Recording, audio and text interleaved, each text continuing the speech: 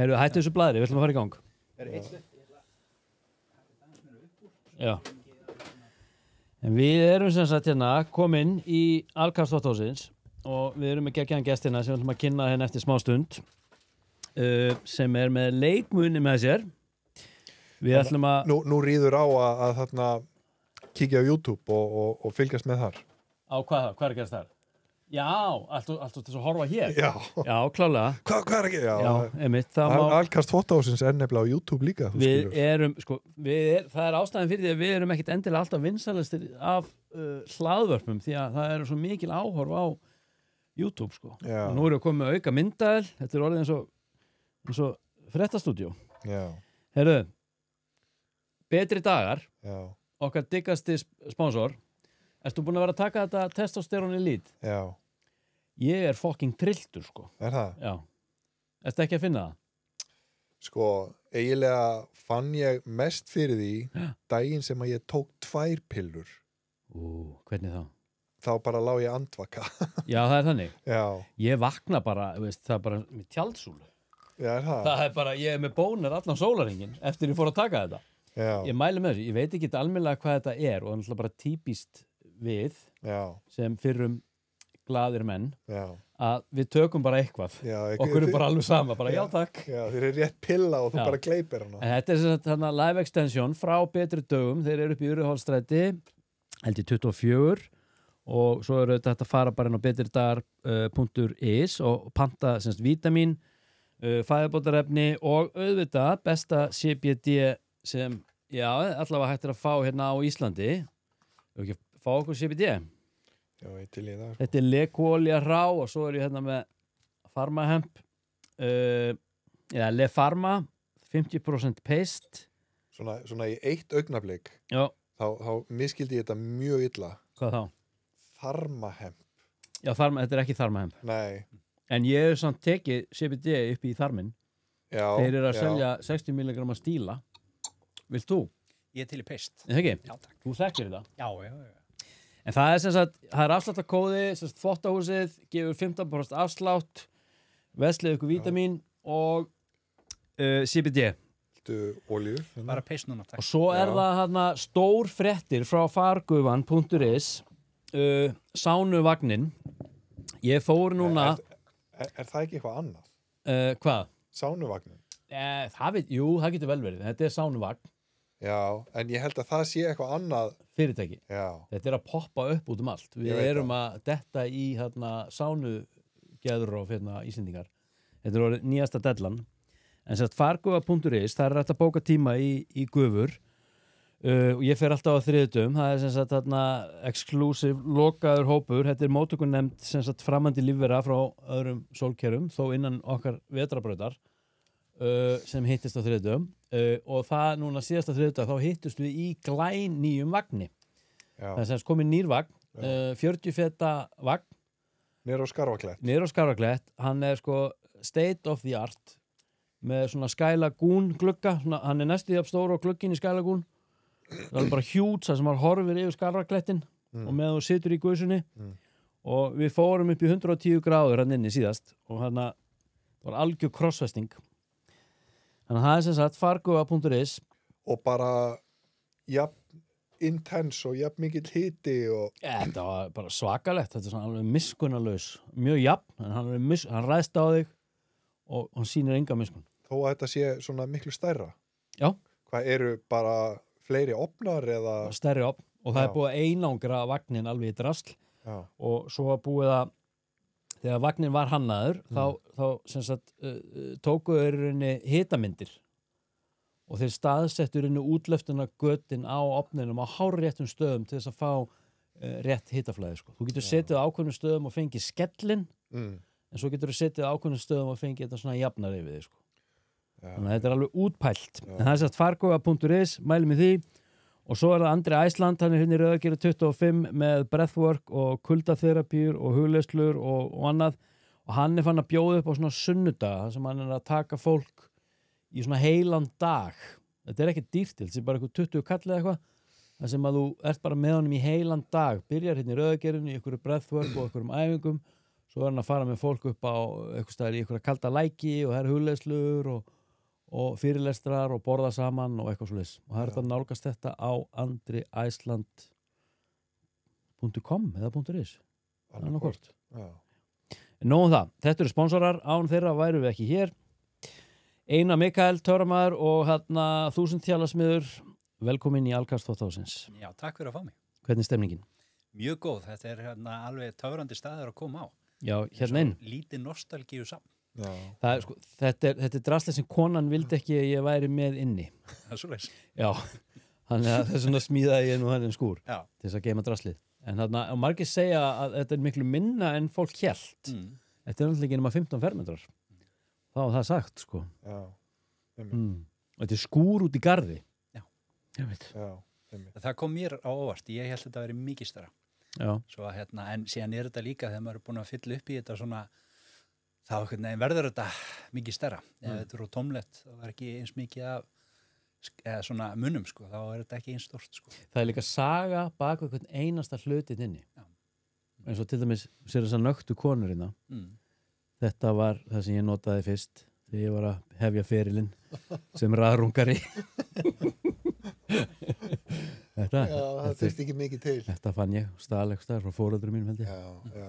En heyrðu, nóg það. Þarna, þú ert hérna hjá okkur. Þú ert líka, sko, ég kynnist þér hérna niður í Handvershúsi, þar sem þú fer að koma niður í búð og hérna, og þú veist ekki bara semst frábært töframaður með áralangar reynslu því, heldur ertu búin að sökkva þér í semst þrívítarprentun.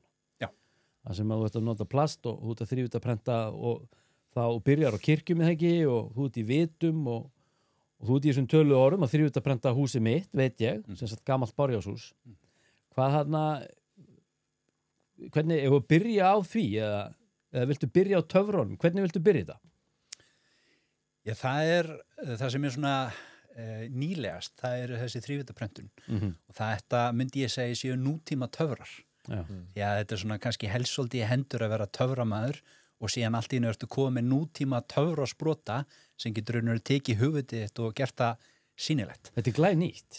Já, eða sem sagt, þetta er kannski prentararnir og nákvæmni þeirra er orðin það mikil að þetta er orðið svo praktískt og þetta er orðið svo auðvelt í framkvæmd í dag. Já. Þetta er kannski búið að vera til staðar í 15-20 ár en núna er þetta fyrst orðið svona notendameint þannig að maður geti svona nánast allir geta lært þetta og þetta er mikið auðveldar heldur maður heldur bæði að læra að teikna og prenta. Hefur þú séð þetta, Arnór? Já.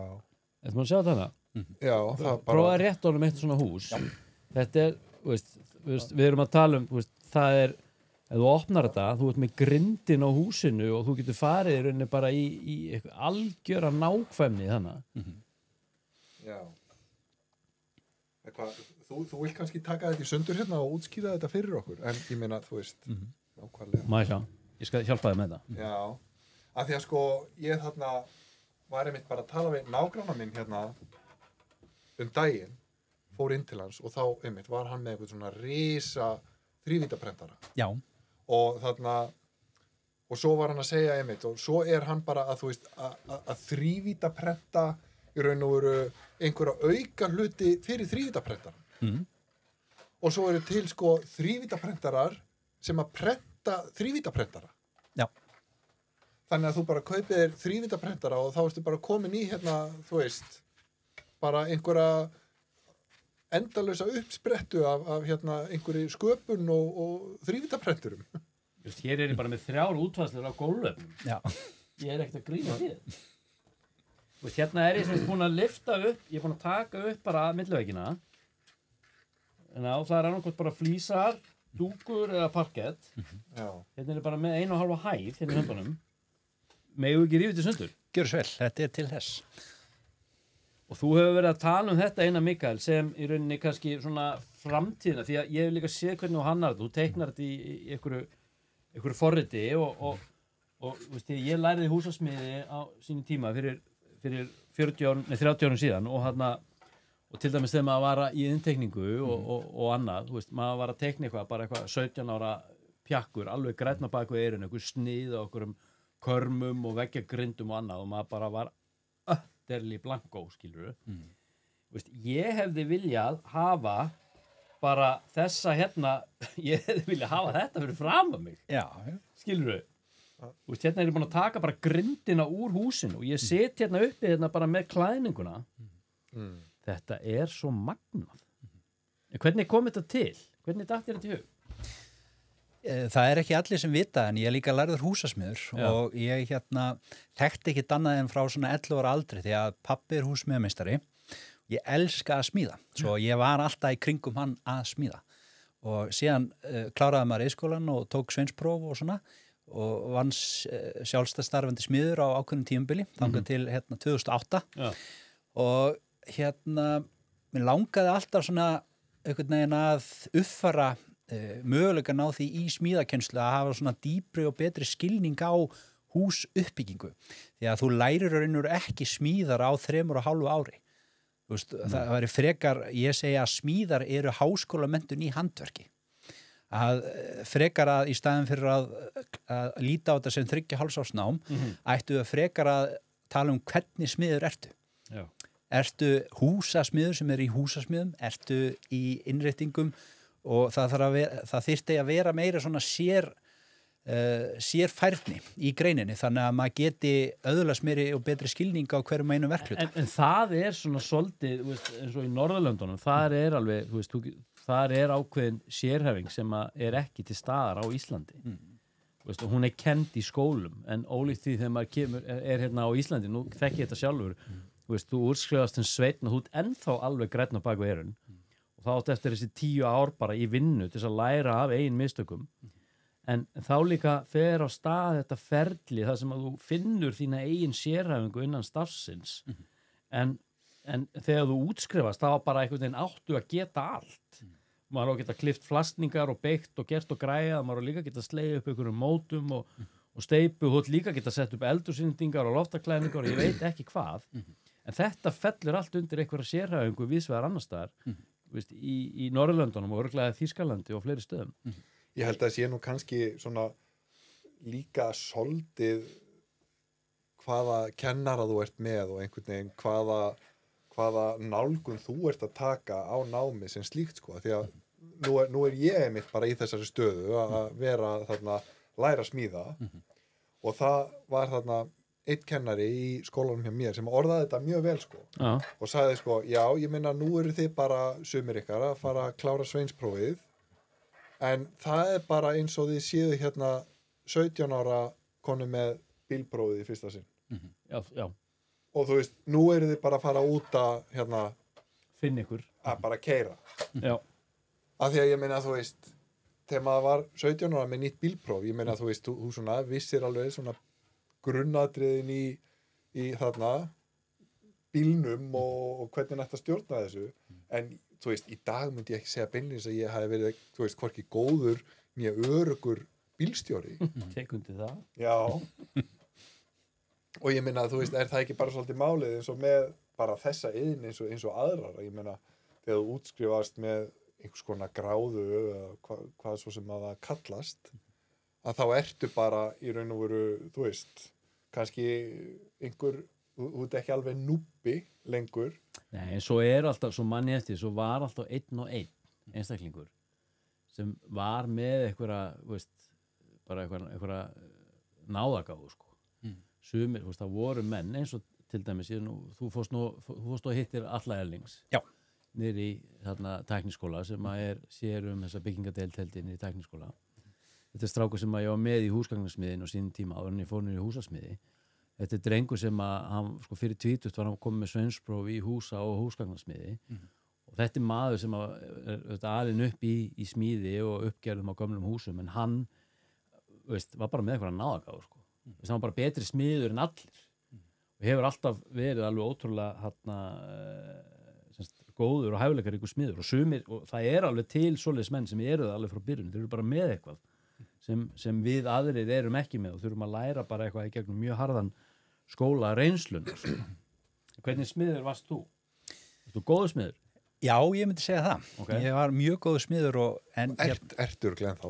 Já, en það er líka 20 years að maður mennta sig ekki einu sinni var það þannig að þú menntaði einu sinni fyrir alla starfsæðuna, vannstu bara, þú veist, ef þú byrjaði sem smiður, þá kláraði bara æfina sem smiður, en núna í dag þetta orðið svo mikið fjölþættara og opnari heimur að þú þarft ekki einungis að vera bundin til við þess að þú byrjar endilega á. Að, til dæmis eins og ég hef þennan smíð á grunn sem meiri lítið stórkostlu fyrir framtíðina því að handverks þjálfunin og þekkingin nýtist manni allstar og þetta raunur hamlar þeim sem hafa hana ekki, segi ég og til dæmis eins og með smíðunar að ég elska að vinna með timbur það var fyrst og fremst ástæðan fyrir því að ég ætlaði að læra smíðar svo að mér fannst ég bara vera komin heim þegar ég kom inn í smíðastofun í skólanum eða þá þegar ég var að smíða með pappa og, sem húsmiðmeistarinn og síðan þegar maður kom í iðskólan en síðan þegar ég var að klára sveinsprófið þá gafst mér tækifæri að fara til Þýskalands. Ég fékk svona Leonardo da Vinci starfsþjálfunarstyrk fyrir framúrskarandi námsárangur á þeim tíma og það opnaði ennþá betur augum mín því að Þjóðverjar náttúrulega búin að byggja hús og hallir í 2000 ár. Þá var ég að vinna í það sem kallast krossviðs einingarhús. Þá ertu raunur í staðan fyrir að vera með steiftan vegg, þá ertu bara með krossviðs vegg sem bara 18-20 cm þykkur og gólplatan og það sem kallast þá, er ekki CNT? Jú, og þetta fannst, ég bara vissi ekki að þetta væri til Nei. Og það sem ég fannst svo magnað að Hvaða ár var þetta fyrir ekki? Það var 2006. Já, og var þetta búið að vera í gangi lengi þá, þegar þú kemur? Já. Og þetta líka svo mögnu byggingaleg því að eins og með þú getur leikandi byggt alveg upp í 6 hæðir og auðvitað hærra líka en það sem ég fannst athyglisverðast til dæmis var verklagið hjá þjóðurunum að ég vaknaði alltaf svona 5:30 á morgnana við byrjum að vinna klukkan 7 en fyrsta kortir 20 mínúturnar þá vorum við 2 húsasmiðameistararnir sem vorum 15 smiðir 2 meistarar og þeir komu með teikningar, akstursleiðir, sambönd og símanúmer. Þetta var svo ótrúlega vel skipulagt. Þetta var bara hverjum degi svona. Þetta geðveikt. Já, þetta svo stórkostlegt. Íslendingar eru ekki svona. Nei, en maður fekk þetta bara, ég var með þetta að hugsa, komandi frá Íslandi og síðan bara, hvað? Mér fannst þetta æðislegt og þetta var svo maður fann svo fyrir svo miklu stolti þegar maður var að smíða, metnaður og það var bara, ef þú ætlaðir ekki það bara var ekki boðið að fara að hanga eitthvað, þetta reynda fyrir áður en snjallsímandi komu en menn voru með ég var með farsíma en okkur var bara sagt, ef þú ætlar að vinna hérna þá geymir hann heima þér það er bara þannig það var svoleiðis og þá var þetta líka þannig að vinnuflæðið var svo gott við unnum alltaf sagt, til 3 síðasta lagi til 4 á daginn og síðan við tókum standandi kaffi svona morgunin og síðan var klukktíma matur síðan því að þetta snýrast allt vinnuflæðið og það sem mér var svo magna líka að það var þessi ástríða fyrir því að smíða en líka þú ert með þetta skipulag þetta umhverfi og verkfærin að þeir sem kannski hafa verið að smíða ykkur svona eiga hjólsug út í bílskur eða að smíðir og þú voru kannski með 15 til það fer eftir hversu stór blaðið upp í 30 og það svona kannski það stæðsta sem maður kemst í en þarna úti varstu kannski með 50 cm 60 cm hjólsug til þess að fara í gegnum þessar hnausþykku einingar og það, ég bara, ég vissi ekki að þetta væri til þess að svaka hjólsæðir og ég held að lengsta skrúa sem ég hafði skrúað á þeim tíma var svona 20 kannski, eða 20 hérna á Íslandi það þykir langt það þátti langt, þarna var maður bara komið 60 cm með svona grófum gengjum með svona flötum hausum þetta er svona púlskrúur skrúgangurinn var kannski bara 10-15 cm síðan var leggurinn bara þetta er bara dráttar skrúa og síðan þetta líka þegar við vorum líka að gera upp við vorum að taka þátt í að gera upp 500 ára gamalt timburhús og þá maður bara, þetta er alveg 500 ár, þetta stendur ennþá það með þetta sem þetta var draumurinn, ég fekk bara upplega að smíða draumurinn minn þann úti á þýsku? Já, og það eitt líka að ég var í hálft ár og undirbúið mig að læra þýsku svo ég svona ágætlega talandi svona þegar maður rifir þetta upp aftur en þetta var samt svolítið svona þegar ég kom út þá, það eitt þú ert eitthvað svona dunda við þetta í kvöldskóla en síðan þú ert bara komin út og þarfst að fara að tala hana og skrifa hana og svona það var fyrsti mánuður var rosalega erfiður. Út af því að það bara þannig í Þýskalandi og talar ekki þýsku, þá færð bara ekki að vera með. Svo bara skiljanlega, ég meina. Þeir náttúrulega kannski ekki vel talandi á ensku heldur, sko. Nei, alls ekki. Og líka við erum að tala fyrir 20 árum síðan, en þeir eru líka, og mér fannst mjög fyndið til dæmis á kvöldin þegar maður var að horfa á þýsku stöðarnar, þar var verið að talsetja allar Hollywood myndirnar á þýsku og það meira að segja Óskars eða þeirra velun fyrir talsetningu. Það bara þjóðþekktir talsetjarar sem talsetja þessar myndir, svo þetta var ótrúlega skrítið komandi frá landi þar sem bara litla Amerika og síðan eftir komið til Þýskalands og það er alltaf þýsku og bókstaflega alltaf þýsku. Já, ég meina það einmitt, eins og þú segir, það eru bara ákveðnir leikarar sem eru bara, þú veist, þetta bara Arnold Schwarzenegger röddin og þetta bara Sylvester Stallone röddin. Einmitt. Og þetta ennþá svona. Þeir eru ennþá bara að talsetja allt. En ég var, sko, ég var í Kaupmannahöfn í 15 ár og vann þann sem smiður og síðustu 10 árin með minn eigin rekstur. Það sem ég var að vinna mikið fyrir einkaaðila, þess að ég kom inn í íbúðir og ég alveg sprengdi þær í tætlur og gerði þær upp. Ég var að koma inn með rafvirkja og pípara og múrara og málara og allt þetta lið með mér. Þannig hlutir þurfti að ganga hratt fyrir sig og kannski upp á 4. hæðin í miðri Kaupmannahöfn, út kannski ekki með lyftu, þannig að þú þarft að vera alveg ótrúlega vel skipulagður. Þetta bara hvað var þar verktíma og líka bara umgengni, hvað ætlar að gera við drasli sem þú rýfur út, þú getur ekki verið hlaupandi upp og niður og ná ykkur verkfæri og þú verður að vera með skrúlaðurinn með þér og að vera með einhvern veginn bara stjórn á öllu og þar bara geruru samkomulag, þú búin að ákveða að fara í eitthvað ákveði verk hérna í viku 29 sem eftir kannski 9 vikur eða eitthvað hjá einhverju frú Jensen og það verður bara að standa, þú ert bara að mæta á miðvikudegi í viku 29 klukkan korter yfir 9 og þetta eru Danir sem eru svona soldið, það hefur verið talað um Danir svona eins og Þjóðverja í inniskóm eða flip-floppers, þeir eru aðeins afslappaðari en þetta mentalitet kem ég svo með tilbaka til Íslands og fer í samskonar rekstur hérna á Íslandi og ég einhvern veginn ætlaði að heimfæra þetta skipulag sem ég hafði yfir á Ísland í samvinnu með öðrum iðnaðarmönnum og það var bara utterly vonlaust. Þar eru menn bara eitthvað að taka niður einhverjar pantanir á einhverjum verkum bara eitthvað á öðru 100 og leiðin í báás eða bíkót eða vantar 3 skrúur og eitthvað skrifandi á einhverja post-it miða hérna sem eitthvað liggja á einhverjum bunka í mælabárinu og rosa frægt sko, getur þú komið í næstu viku og græja þetta á miðvikudegi. Já, hringdi í mig á miðvikudaginn.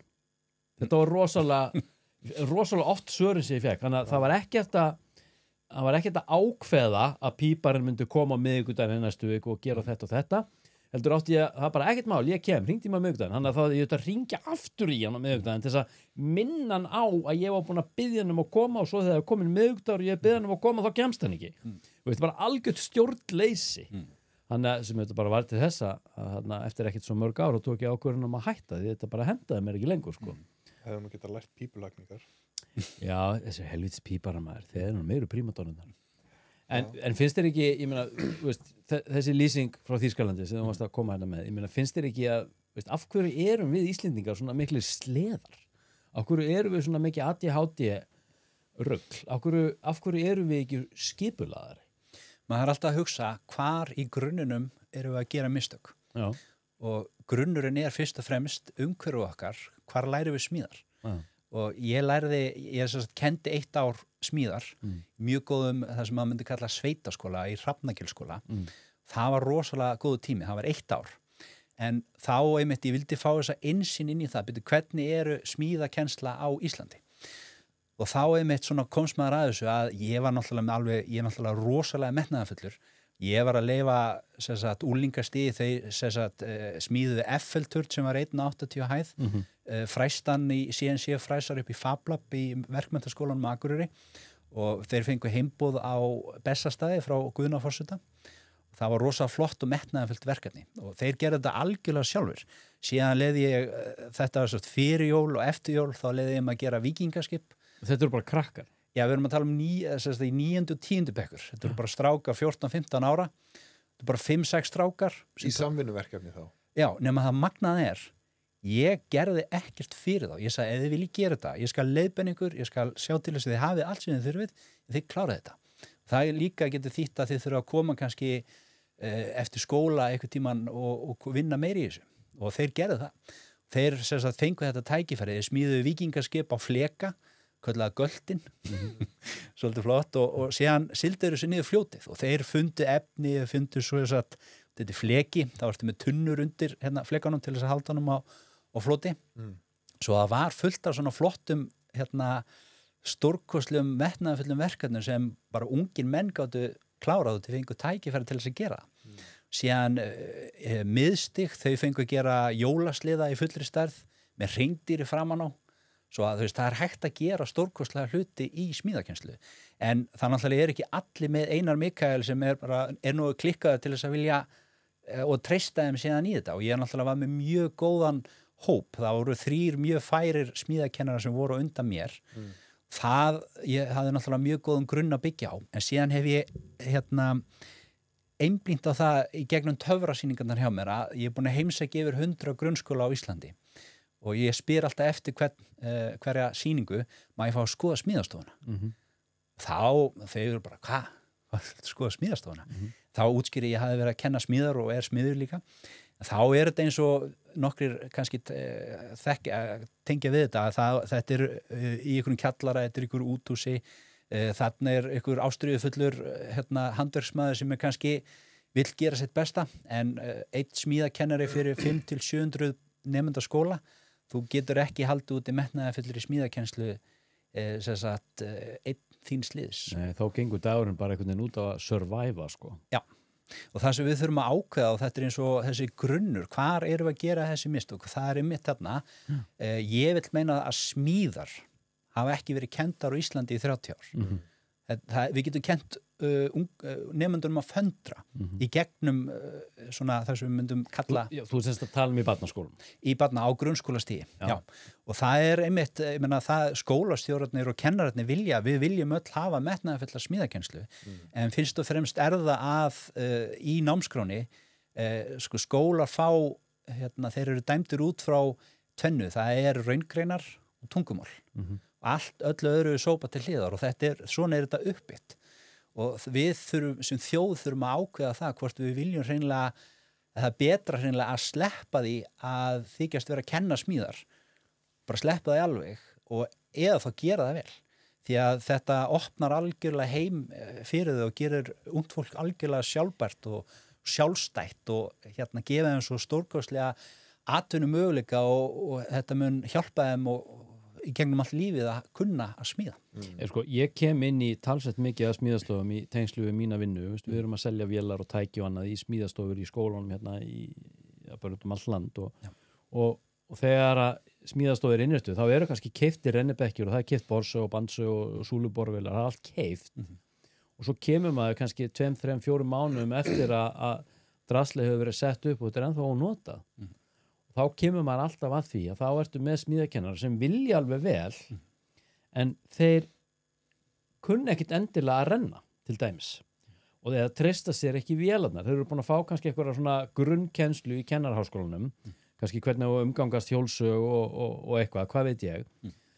Og tala svo að til þess að geta kennt trérensli til dæmis, þá þurfa þau að fara að koma sér á námskeið sem þau sjálf þurfa að borga fyrir til þess að bara sjá hvernig rennibekkur yfir höfuð virkar til þess að geta kent á þessu hluti. Þannig að eins og þú segir, það er rosalega mikil áhersla á akademíuna en handverkið algjörlega situr eftir, sko. Handverkið er þá kannski bara svona meira líka hluti af þessum verk- og listgreinum sem að eru þá oft á tíðum svona huglægar sem er miklu erfiðar að meta. Að það er miklu auðveldar að fá bara, eitthvað starffræðipróf í hendurnar, það sem er bara eitthvað ákveðið svar og þú bara gefur hann eitthvað rétt eða ránt og svo bara nemandinn dæmdur út frá því með, A, B eða C. Á meðan þú ferð inn í smíðastofu og fær kannski eitthvað verkefni að smíða fuglahús eða eitthvað svoleiðis. Að hvernig átt að meta þetta í lokin? Ég meina að þú getur alveg fundið einhverja kríteríu út frá eitthvað nákvæmni og mætingu og insats og eitthvað svoleiðis, en það er kannski bara svona flóknara að vissuleiti að þú veist meta þarna svona afraksturinn úr smíðatíman. Já, það líka að taka inn í metnaðin, sko. Þótt að hluturinn sé illa gerður, það samt sem áður, við erum bara mismunandi í höndunum. Já, en þetta samt svo merkilegt, það því að nú höfum við hérna greinilega 3 allir starfað sem smíðakennarar. Og ég meina, og ég hef starfað sem sko almennu kennari líka. Og það svo merkilegt, einhvern veginn, hvernig maður kynnist börnum, kannski inn í skólastofu, sem að þú veist, eiga sita kjur og þú veist, reikna og skrifa og hlusta og svara. Eiga. Já, einmitt. Og eru kannski bara eitthvað, þú veist, frekar óþólandi í þessum aðstæðum. Það sem að börnin eru bara ekkert að þarna. Njóta sín. Ekkert að njóta sín og ekkert að, þú veist, fylgja þessum lögmálum. Svo fær maður þau inn í smíðastofu og þau fá eitthvað bara, þú veist, efni í hendurnar og þá allt í hennu bara vitundin komið fram í fingurgóma og það bara allt annað barn sem bara mæti þér. Það sem að það bara allt í hennu komin hérna einhver einbeiting og einhver, þú veist, vilji til verka og allt í hennu bara, eins og ég segi, þá maður bara komið með einhvern annan einstakling fyrir fram að sig. Og það bara, eins og þú segir, þetta náttúrulega bara ótrúlega eitthvað skrítið og sorglegt, einhvern veginn hvernig öll áherslan í menntakerfinu einmitt bara, þú veist, mókum meiri akademíuna, við þurfum að hérna, þú veist, skora betur í þessum PISA-prófum, þú veist, hver tekur PISA-próf í, þú veist, smíði? Öllum saman það, ekki öllum saman smíði? En hvernig geta þessi módel, sem þú ert með hérna, veist, nú hef ég séð í hannað þetta, veist, þú ekki bara ert búin að þrívítaprenta þetta er náttúrulega algjör snild heldur þetta búin að teikna þetta upp og mata í rauninni prentaran með þeim upplýsingum. Ég meina, hvernig getur þú heimfært þetta yfir á, hvað ég segja, unglingastig og þess vegna miðstigið? Hvað er hægt að gera við þetta? Fyrst og fremst, þetta eru svona fyrsta útgáfan af þessum módelum. En nýja útgáfan sem ég er að vinna í líka er að ég vil að það sé hægt að taka háskólamenntun og framhaldsskólamenntun og einfalda þekkinguna þannig að við getum kennt alveg niður í yngsta stig, alveg niður í 6 ára bekk.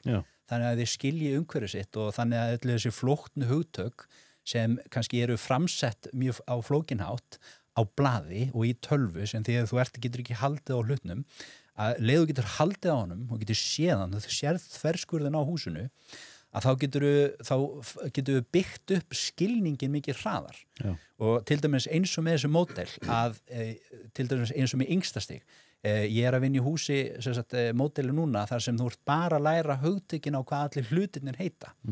Hvað er útihurð? Hún er svona breið, hún er svona há. Hvað er bíslag? Hvað er mænir? Hvað er þröskuldur? Hvað gerir hann? Svo þetta væri fínt fyrir yngsta stig að læra. Þannig að þau skilji bara, ég veit hvað þetta allt heitir, hvaða merkingu þetta hefur og hvernig þetta nýtist í umhverfinu. Síðan er næsta og aðalatrið það er að taka eitt svona módel þar sem þú lærir alveg frá hugmynd, ég ætla að byggja hús.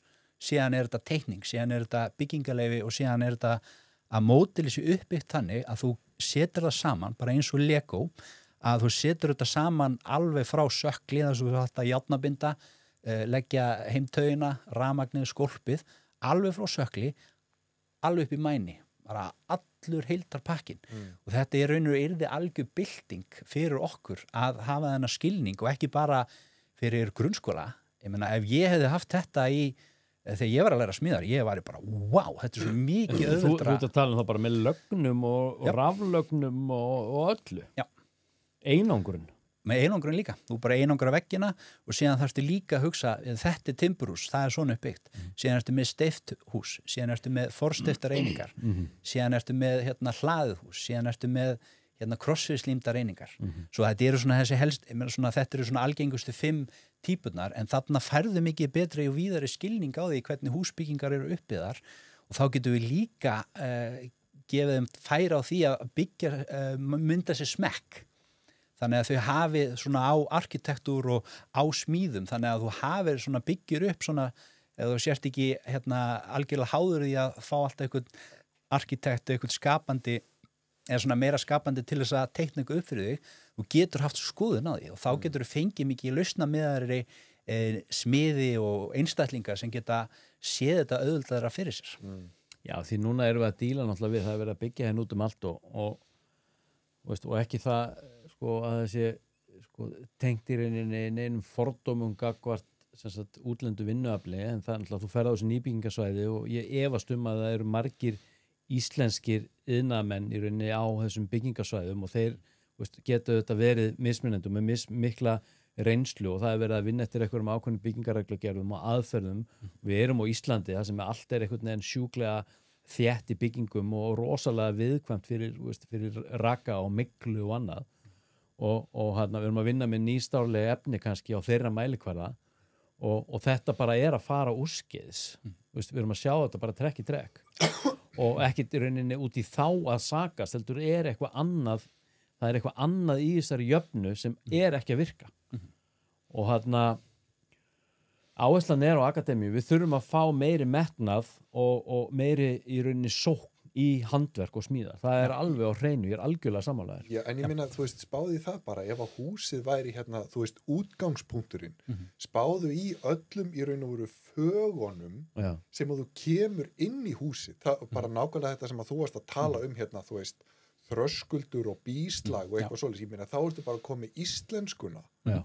Og svo ertu bara að koma með hérna starffræði náttúrulega í einhverjum útreikningum og magnreikningum og mæleiningum.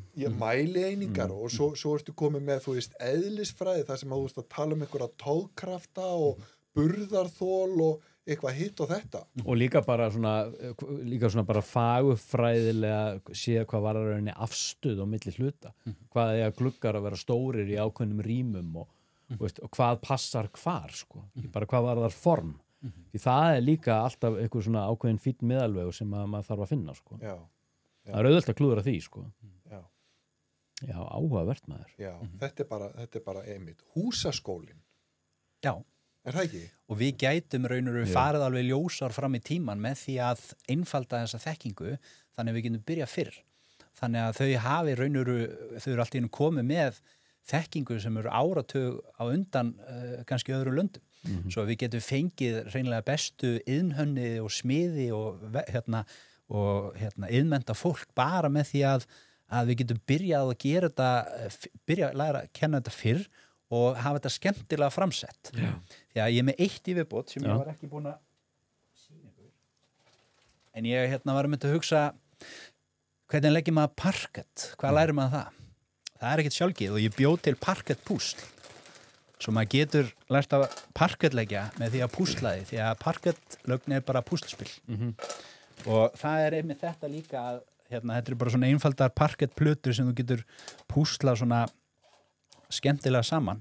Og það er með þetta að þetta getur ykkur sem er alveg 6 ára, hann kann að púsla. Það er mjög auðvelt að klúra parkettlögn, sko. Hvað var það raunni uppröðun og samskiptum, endasamskiptum og öðru, sko. Já. Og það er með þetta er bara svona fyrsta pröfa, en ímyndaður þú kannski bara lærir að skilja hvernig samskipti virka. Ég verð að fá að prófa þetta. Það voru ekki þessulega. Þetta má ég fá að prófa, þetta ekki með fleiri... Sko, málið maður komin alveg að flug með þetta, því að maður náttúrulega er svo ástriðufullu fyrir smíðunum. Svo Ó, þetta er með tómastók líka. Ég er með tómastók. Ég er með svo gott smiðsjóða. Burt með þetta. Ég ætlaði að fara að parkettleggja. Já, það er bara ég og Arna núna. Já. Ég vissi snögglega maður. Já, svo þetta er bara parkettpúsl. Ég meina, þú lærir hvort þú vilt hafa munstur eða þú vilt hafa þetta bara hvað er munurinn á fljótandu og niðurlímdu. Og það er að kenna þetta allt frá einhvern litlum kassa. Já, ég meina, og svo getur einmitt haft þetta í svona einhverjum fjölum og svo getur þú farið að æfa þá fiskibeinin og allt þetta maður. Já. Og út af því að það er svo gaman að parkettleggja og sérstaklega, en það er eins og Gunni var að segja að það er mjög öll að klúra sig, þú veist ekki hvað það er að gera og síðan er þetta til dæmis önnur æfing þessi vinkill að hann kennir þér að hotnamæla. Já. Svo ef þú mælir þá ertu með 60, síðan ertu með 120 sérst í stækkaðri mynd, þetta er 6 cm og 12 og síðan ertu með 8 og síðan ertu með 16 sem því þá getur þú lært að hotnamæla hvort þetta sé hotrétt eða ekki. Ef þú mælir 10 cm á milli, þá er þetta hotrétt. og þannig þú notar það í parketlög, þú notar það að þú setja upp milliveggi eða slá upp sökli. Þetta einföld æfing í því að hotnamæla. Svo gerir þetta bara skemmtilegt að smíðar, þú getur ekki bara beðið eftir að fara í smíðastofuna og læra eitthvað svona, síðan þetta ekki táð endilega smíða kennara ef að kennsluefnið metnaðarfullt og skemmtilega framsett. Svo að þú getur prófað hotnamæla, þú eru bara að halda þarna við. Já, ég meina og síðan einmitt getur tekið þetta líka bara út í, þú veist, náttúrufræðina, það sem að þú veist bara vinna með mismunandi gerðir af timbri og þú getur verið að vinna með, þú veist, ferskvið og þú veist, farið út og, þú veist, sótt viðinn sjálfur eða ég meina, þú veist, já, þetta bara algjörlega, við erum að fara að gera þetta. Heldur betur. Já. Ég dottin út. Og þetta í alvöru, þegar maður byrjar einhvern veginn að parketlækja einhvern púsl, þetta alveg æðislegt og já, svo að ég mjög spenntur fyrir því að sjá ungt fólk og bara síðan þetta líka, hvar lærir á parketlækja? Það ekkert sjálfgefið að finna góða leiðbeiningar Já, veistu, hann eina Mikael, það nú, sko, fólk kemur til mín með alls konar djöfisvillisur og það nú ekki oft sem að mér finnst vera eitthvað sérstaklega varðið í það sem fólk segir. En þetta finnst mér vera algjör snilld. Já, einmitt, já, nákvæmlega. Hérna ertu náttúrulega bara komin í Pýþagoras. Pýþagoras? Já, nákvæmlega. Það er bara nákvæmlega. Já. Herðu, svo ég hringdi nú í daginn, þá varstu eitthvað staðar út á Suðurnesjum að mæla eitthvað djöfisvita, einn vitan og ég var á leiðin í fermingaveislu hjá systur minni og ég nú búin að fara í svo marga fermingaveslur, Íslendingar eitthvað svo þurrkundulegir og ég sá fyrir mig bara eitthvað hlaðborð og enga ræðu því það þorir enginn að tala og eitthvað svona, þannig að ég hugsaði, heyrðu, hvernig var að poppa þetta drasla þessu upp? Þannig ég hringdi í þú og spurði hvort ég geti komið bara eftir klukkutíma og gert eitthvað skemmtilegt og þú bara mættir með tæknimannin. Ég tæknimaðurinn, það sagði hann og þú mættir og hélst hálftíma töfrasýningu fyrir framann okkur 120-30 manns sem heppnaðist svona sjúklega vel og mikið þakklæti þar. Töfrarnir, hvernig í ósköpunum fórstu í það? Lífið oft tilviljunarkennt og ég kalla það svona frekar handleiðslu. 2008 þá hrundi Ísland, þá var ég á smíða fullu og svona, en það náttúrulega var engin smíðavina og maður einhvern veginn maður búin að byggja upp gott líf, ég á 22 ára, búin að einsetta með það að kaupa mér íbúð alveg frá 11 ára aldri að vinna að því og síðan kaupa mér íbúð og ég vildi vera húsasmiður eins og pabbi. Það var eina sem ég einbytti mér að og ég vann að þessu í 10 ár, safnaði fyrir íbúð og vildi vera góð smiður og þetta var keypti íbúðunum mína á afmælisdeginum mínu þegar ég var 21 árs svo þetta var alveg stórkostlegt markmið fyrir mig á þeim tíma að afreka þetta síðan árið seinna Guð blessi Ísland og maður var svona hvað gerist núna? Þá var maður bara, maður sá Ísland alveg svona hrynja fyrir framan sig og þó sért einungis 22 ára þá maður að hugsa býtu, hvað? Þetta stórfurðulegt allt saman og síðan manni þetta voru mjög erfiði tímar. Ég á þeim tíma þá kjölfari misti ég íbúðuna mína og kærasta mín á þeim tíma við fórum sikkur áttina og það var engin vinna. Svo að ef ég ætlaði að fara að smíða þá þurfti ég bara að flytja til Noregs eða Danmerkur. Það var engin smíðavinn á Íslandi. Og síðan var ég með eitt kvöldið og opnaði fréttirnar, horfði á sjónvarpið og það var bara endalaust neikvæðni og fólk að hlaupa út í banka og sækja pening og setja í plastboka, bara taka úr hraðbanka og mótmæli og óeirðir og maður var svona, þá ákvaði ég að herðu, ég ætla aldrei að horfa á fréttir aftur. Það sem að standa við það síðan? Já, og það var mjög auðvelt, sko. Þetta alveg baneitra, sko.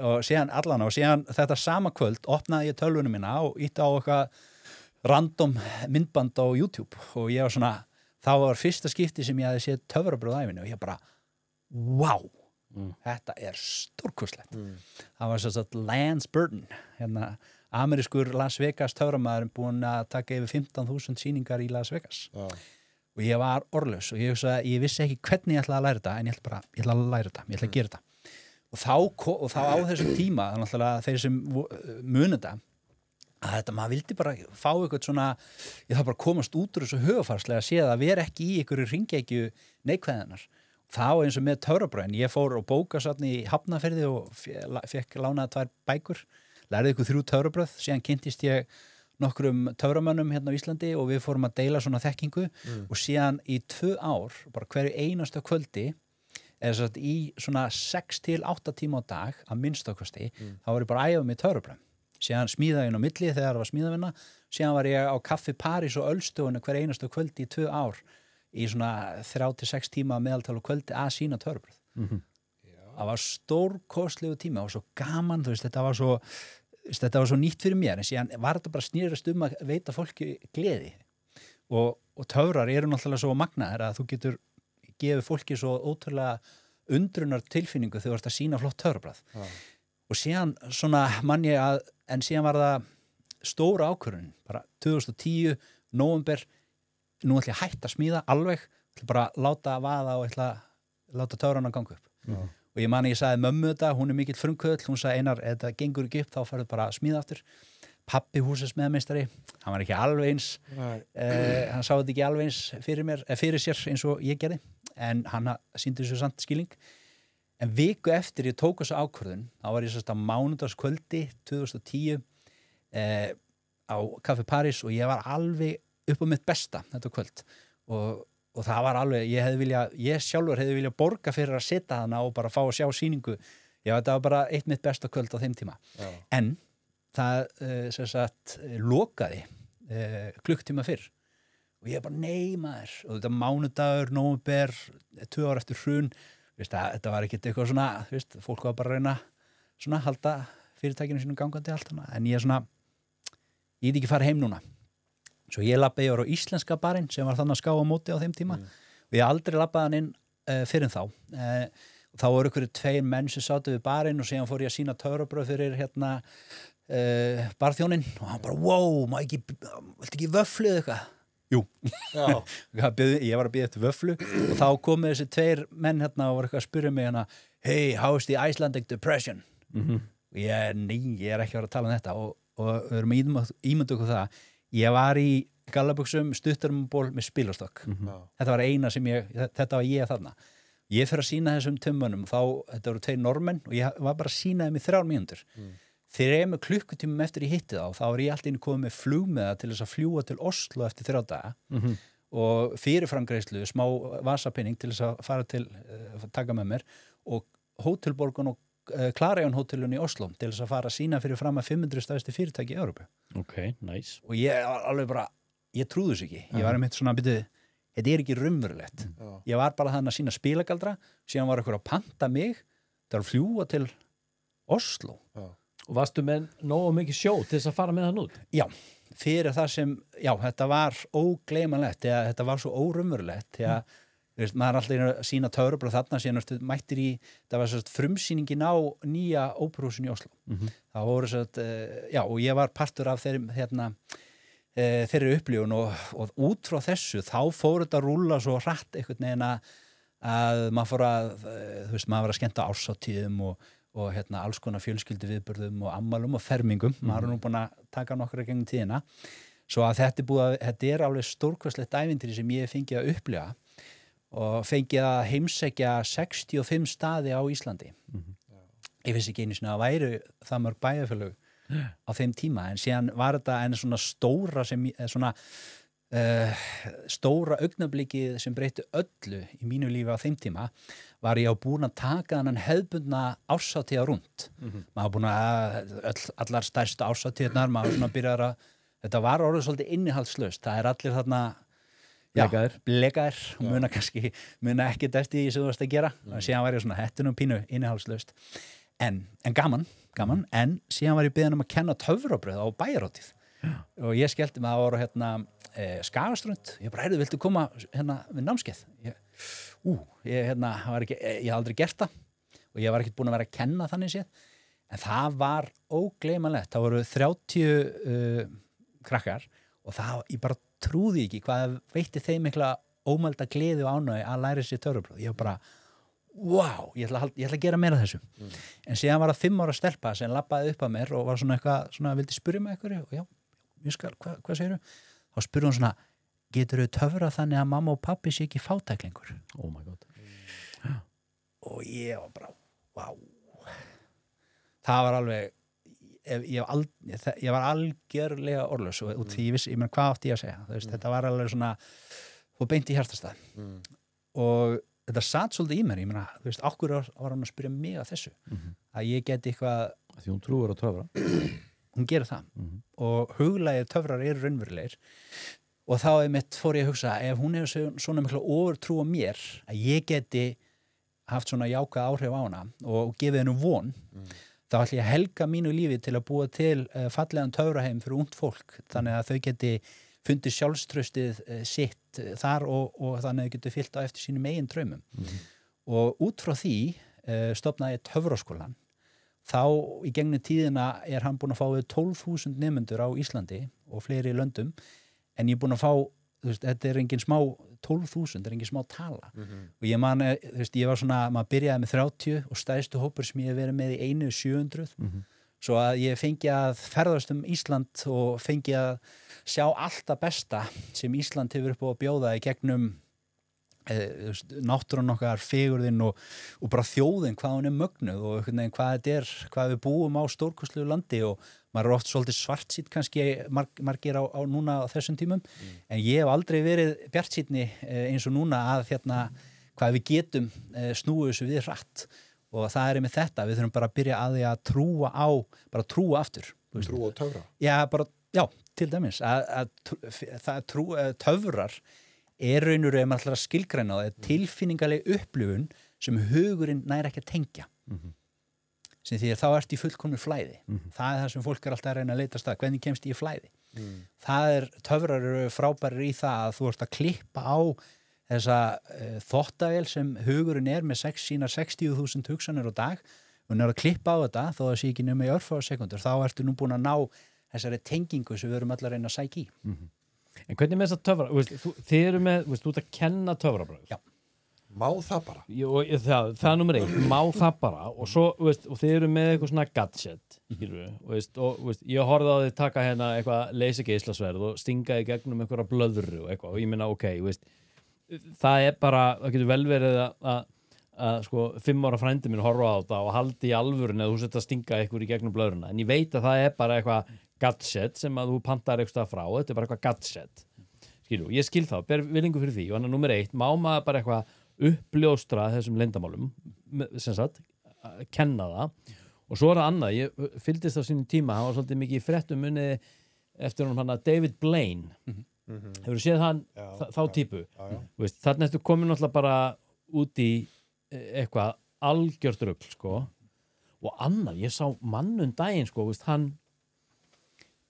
hann var að svífa og labba upp veggi og hann var að gera eitthvað alls konar djöfusins rugl eitthvað sem að bara, Ingólfur félagi minn, hann horfði á þetta og sagði bara þetta eru bara, maðurinn í alvörinu göldróttur því að, ég meina, þú getur verið með gadget en hvenær ertu svo alvörinu göldróttur ég meina, hver er munurinn þarna og eru til alvöru göldróttir menn? Já, fyrst og fremst má kenna þetta og má uppljóstra fyrst og fremst í töfraskólanum þar kenn ég þeim að byrja virðingu fyrir listinni sem performance líka já, því að það er ekki nóg að kunna tæknina, þú eru líka að kunna framsetninguna og það er það sem þið fá út úr þessu líka þeir læra svo mikið sjálfstraust að fá að þora að standa fyrir fram á fólk en þarna ertu með eitthvað í höndunum sem getur bara veitt fólki að eitthvað algjöra undrun og bara á kannski 30 sekundum og það eru mjög fáir hlutir, þú kannski getur ekki sungið lag á 3 mínútum og þá verða allir bara standandi og klappandi, en í töfránum þá er þetta kannski þannig að þú sérðu eitthvað sem er það ótrúlegt, þú getur ekki útskýrta það er svo magnað að hafa það í sem svona valdeflandi já, og bara geta gert þetta og síðan er þetta líka þetta að það útskýri fyrir þeim að þeim megi ekki segja frá töfrabragðinu, þú mátt ekki sýna töfrabragð og síðan fara að útskýra hvernig það er gert, því að þá ert að skemma fyrir sjálfur í þessu. En þetta snýst fyrst og fremst það, ef þú berð virðingu fyrir listgreininni, listformunu sem töfrar eru, þá ert ekkert að uppljóstra þessu. Þá viltu bara halda þessu fyrir þig og þá ertu bara partur að þessari bræðra og systralagi töframanna á heimsvísu sem er að sýna og vilja vera með falleg töfrabragð. Geta allir lært töfra? Það geta allir lært töfrabrögð, já, en síðan fyrir eftir þetta sama, það geta allir lært að syngja og geta allir lært að smíða. Spurning hvað þú gerir það vel. Já, og hversu, það er bara ástræðin sem þú hefur fyrir því að taka þetta lengra. Því að það er það sem þetta fyrst og fremst snýst að þú getur ekki, þú verður að allt sem þú ert að gera er að endurspegla sjálfa þig, svo því meiri ástríðu sem þú hefur fyrir töfrum eða smíðum með einhverju, þá magnast það upp. Þannig að það eru til lélegi töframenn. Já, bara eins og lélegir ekki góðir söngvarar og Lélegir smiðir. Já, það er bara fyrir eftir ástríðinni, sko. En hvað er með svona gaur eins og hans líka, eins og David Blaine? Hvað eru þessi menn að gera? Töfrar ef þú segir töframaður við ykkur, það átturinn bara geta gert annars allt. En svona eins og ég sérhæfi mig í ákveðnum töfrum, en síðan eins og David Blaine farin út í meira að vera með svona stönd atriði, sem því að hann kannski að láta loka sig inn í einhverjum ísklump eða hann er í alvörunni að því. Já. Ég meina, hann er að stinga sig með bara, einhverjum ísnálum. Er hann í alvörunni að því? Já, hann er í alvörunni að því. Þetta er bara, gaurinn er náttúrulega bara eitthvað svona, getur maður sagt, hálfgert frík. Bara eitthvað svona physical frík, þar sem að hann er bara algjörlega búinn að fara út á bara ystu mörk mennskunar. Því ég sá atriði núna, ég gat ekki horta á þetta. Já, og þá var hann fyrir fram með einhverjum leikar, og hann einmitt bara, ég sá hann var í alvörunni að fara að stinga prjón í gegnum hendina á sér. Og hann var að fara að gera, og ég hugsaði bara, ok, hann á eftir að gera það, og ég slökkti bara, ég gæti ekki horta á þetta, en eftir semst að segja mig það, að maðurinn sé í alvörunni að stinga prjón í gegnum hendina á sér. Já. Það er bara fucking galið. Já. En þá hlýtur hann að vera einhvers konar masokisti líka. Þetta er eitthvað svona BDSM-drasl. Nei. Þetta er eitthvað kink. Já, ég held að eins og þegar hann er að gera þetta triks, að þú veist, þegar þetta tekst hjá honum, að því að síðan hafa verið ykkur, þú veist, þarna einhver atvik þar sem þetta hefur ekki tekist og bara þá hefur hann bara farið í einhverja taugar eða farið í einhverja, þú veist, æðar eða eitthvað, en ef þetta tekst að þá fer hann í raun og veru fram hjá öllu nauðsynlega draslinu. Hann bara sneika sig einhvern veginn í gegn. Já, hann rekst ekkit inn eina taugar og rekst ekkit inn eina æðar og bara einhvern veginn, þú veist, hei, komin í gegn. Já, þannig að það er hægt. En þú ert fann að labba upp veggi. Já, það er eins og ég segi. Hefur þið heyrt á svona hlutum? Ég hef séð þetta gert með þessa. Þú séð þetta gert? Já. Og ég líka séð mann svífa hreinlega bara eins og... Ég er semst ekki að tala um á sviði, sko. Bara úti? Já. Ég meina, hvernig fara menn að þessu? Þú voru að koma í töfraskólann. En veist þú það? Já, málið er, það er líka eitt með smíðarnar. Það er eitt að stæðsta sýning sem ég setti upp, hér sýning aldarinnar í Háskólabíó. Og þar var ég með 26 svona stóra sjónkveringar sem ég smíðaði sjálfur, meira og minna. En það er einmitt nýtið smíðin aftur í svona að búa til þitt eigi props og svoleiðis. Þannig að þetta eru sjónkveringar. Menn eru í alvörinni ekki að ganga upp veggi. Já, þú voru bara, það fyrir eftir upplifum hvers og eins. Og það er einmitt þetta, var þetta að gerast? Já. Það er einmitt spurningin sem maður vill halda lifandi og það er einmitt þetta með sérhæfinguna hjá töframönnum að til dæmis að ég elska svona lifandi atriði sem eru svona meira að salurinn fær að taka virkarinn þátt. En síðan hef ég líka sagað fólki sundur og sagað sjálfa mig sundur og látið fólk svífa á sviði og alls konar svona flott atriði sem ég hef gert á sviði. En síðan er þetta líka þetta, er þessi áhætta atriði eins og félagi minn skoraði á mig þegar hann er bæði eldgleipir, sverðgleipir og hefur hangið í spennitri og svona áhætta atriði í krana. Og ég sagði, þú gleymdi, ég er ekki að fara að gleypa sverð, það er ekki ég. Ég er ekki að fara að spúa eldi, en ég er til í hangi spennitru í 20 metra hæð. Og það var svona, það er svona klikkaðasta sem ég hef lagt á mig að ég var með loka atriði á Akureyrarvöku 2013. Ég var í 3 mánuði undirbúið það, alltaf nýr völklass mætti ég og hengja mig á kolf og var í spennutri. Og hvað áttur að gera? Ég átti þess að fara, láta hífa mig upp í krana og það var lokaatrið og vera með kveikt í kaðlunum fyrir ofan mig og síðan átti ég að reyna að komast niður á góðum tíma þannig ég myndi ekki hrynja niður. Komast niður? Já, sem sagt að klára, sem þetta verið hífður upp. Áttur að losa þig úr spennutrinu? Já, því ég var komin upp. Hvað þurftur að taka þig úr axlalið og eitthvað svona rögl? Já, það er nefnilega, það eru töfrarnir. en það er einmitt undirbúningurinn fyrir þetta, það svo magnað að ég var á þeim tíma mjög lofthræddur en síðan er þetta líka að ykkur tíma þurfti ég að gera þetta, ég gæti ekki bara látið hífa mig upp í beinni, vera að gera þetta í fyrsta skipti, svo að þegar ég hringdi á kranabíl og pantaði kranabíl og var bara, veitu, hvert að fara í, sko, það var rosalegt símtal. Og það var bara til í það. Já, ég meina, þegar ég rifið þetta upp, ég var einmitt svona, wow, hver sagði já við þessu, sko. Segja, jú, ég skal senda. Er þetta ekki örgulega tryggður? Jú, ég skal senda besta kranabíl, Kranamannin. Já, hann mætir, sko. Og síðan er þetta bara bílaplaninu fyrir þann hús. Þetta er svo klíka, mann. Ég rifið þetta upp, sko. Þetta er náttúrulega, þetta er svona bragð frá Houdini. Já, hann byrjaði á þessu. Já. Og það er svo magnað líka í þessu að það er góðu töframæður, þá ertu umbröðlinda nágrann. Já, það er bara þannig. Já. Þú voru að gera það, sko.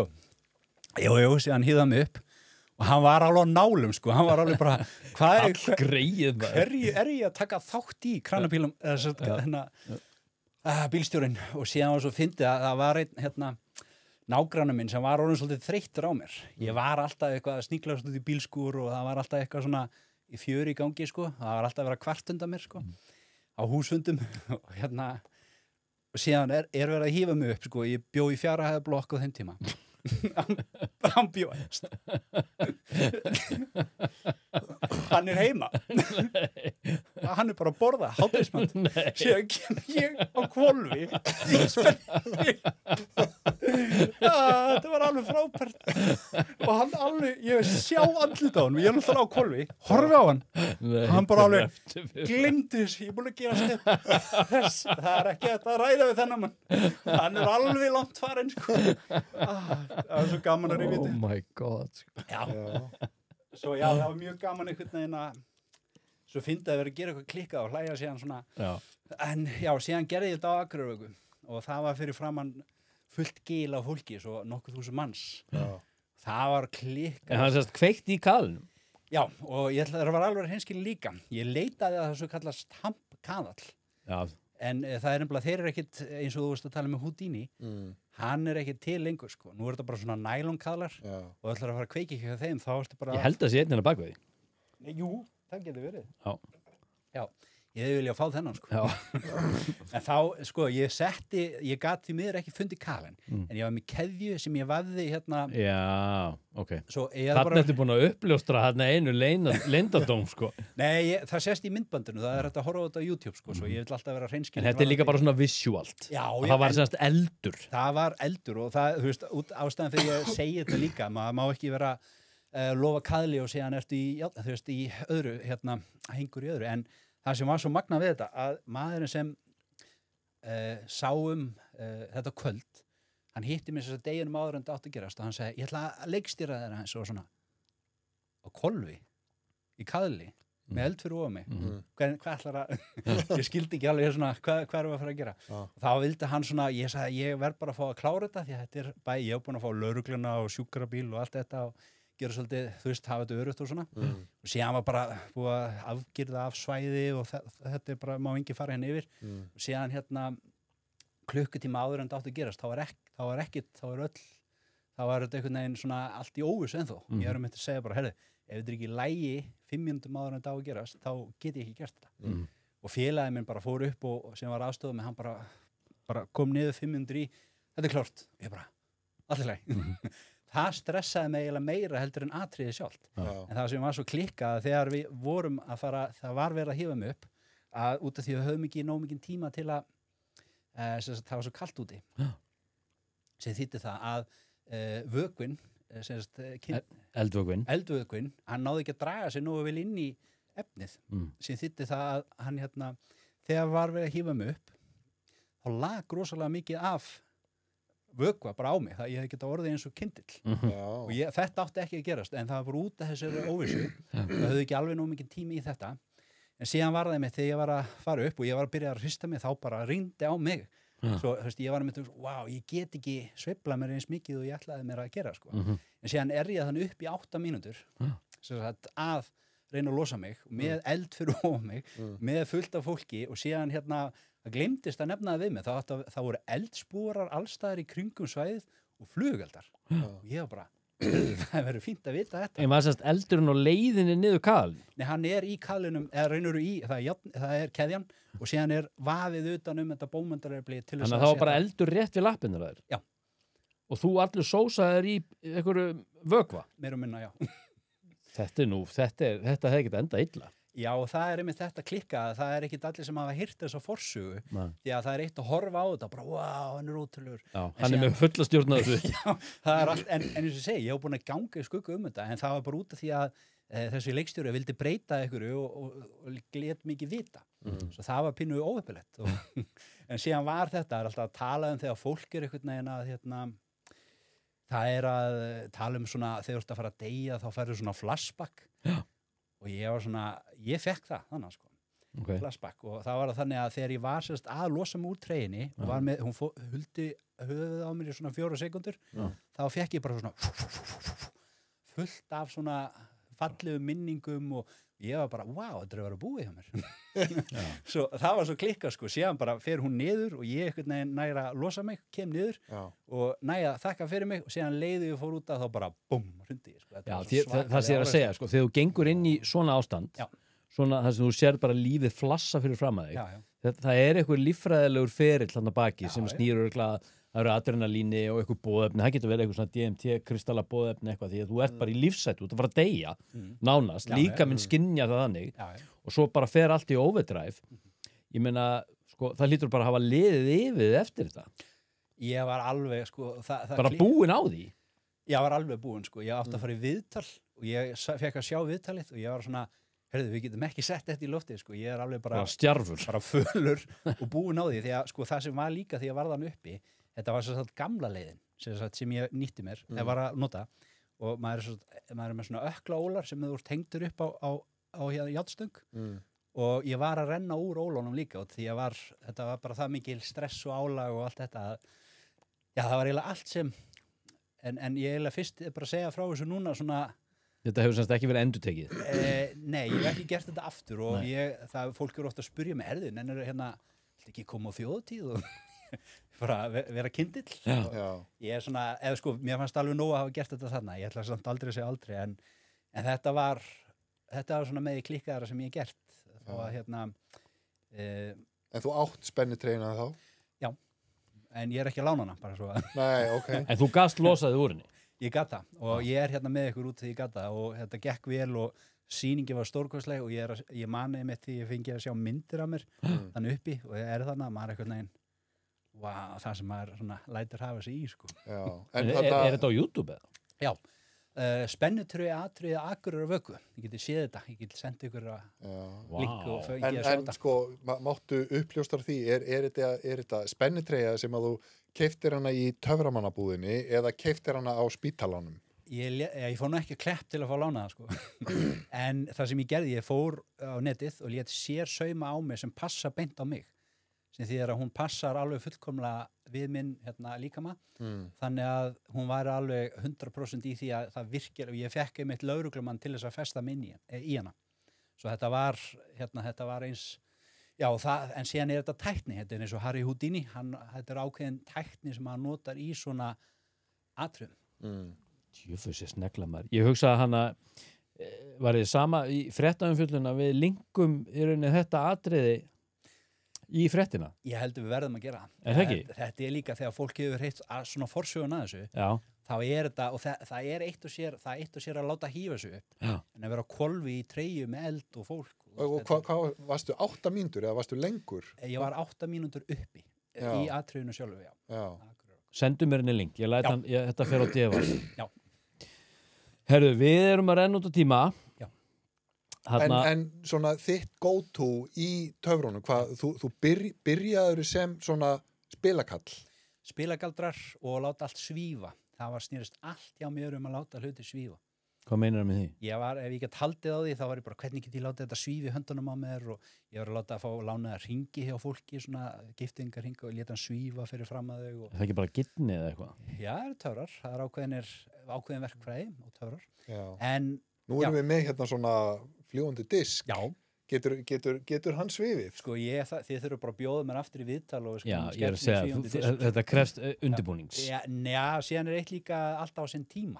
Það er eitt að mæti viðtal eða eitt að grípa, maður þarf eins og segja, það er að vera byggja upp smá eftirvendingu og tíma. Er Einar annar eða þriði töframæður sem eru búin að vera með hérna? Hann er búin að vera hérna félagið þinn. Hvað heitir hann? Jón Víðis, hann var hérna. Hann var hérna. Já. Og glemdi stafnum sínum. Já, það? Já, og hann glemdi stafnum. Hann gerði eitthvað svona, rabazip, eitthvað. Já.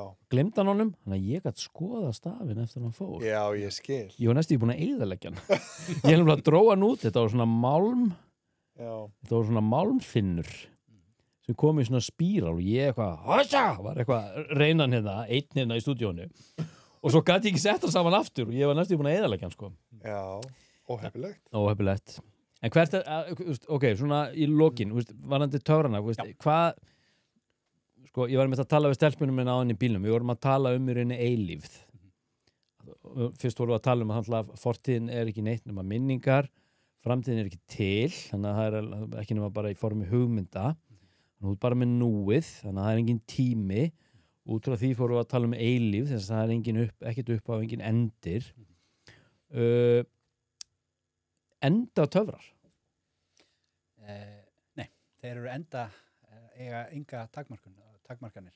Og þetta er eins og fólk er alltaf að hugsa hvernig kemst í núið, hvernig kemst í flæði. Það er með því að brjóta upp hugsanaflæðið.